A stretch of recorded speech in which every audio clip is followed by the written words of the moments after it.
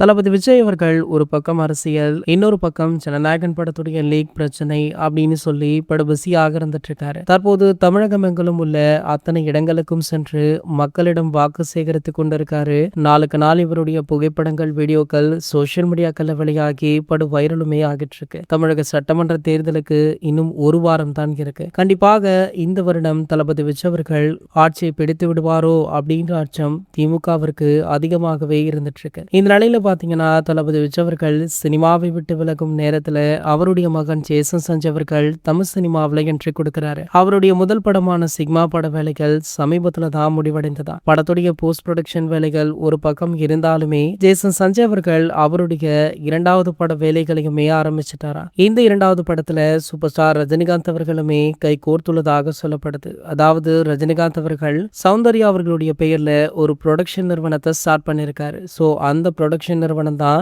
Jason Sanjay அவர்களுடைய இரண்டாவது படத்தை தயாரிக்க உள்ளாங்க அப்படின்ற தகவல் தற்போது வைரலாகிட்டு இருக்கு. சமீபத்துல கூட ஜேசன் சஞ்சய் அவர்கள் சூப்பர் ஸ்டார் ரஜினிகாந்த் அவர்களை மீட் பண்ணிருக்காரா. இந்த தகவல் தலைவர் ரசிகர்கள் மட்டுமல்லாமல் தளபதி ரசிகர்களிடையுமே நல்ல வைரல் ஆகிட்டு இருக்கு. இது போன்ற செய்திகளை பத்தி நீங்க உடனே தெரிஞ்சுக்க நம்மளுடைய சேனலை மறக்காம சப்ஸ்கிரைப் பண்ணிக்கோங்க.